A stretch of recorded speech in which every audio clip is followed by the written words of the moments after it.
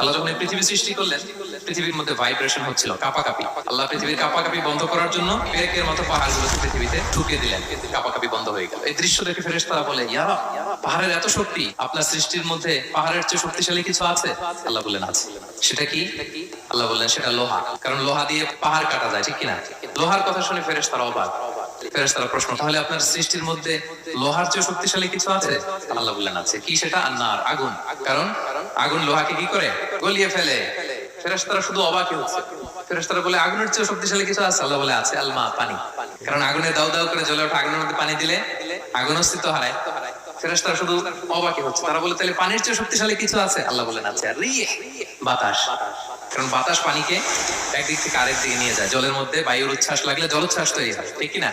ফেরেশতারা আবার অবাক হয়ে বলে, তাহলে বাতাসের চেয়ে শক্তিশালী কিছু আছে? আল্লাহ বললেন আছে। সেটা কি? বলতেছে বনি আদম। ওই মানুষ শক্তিশালী যে গোপনে দান করে।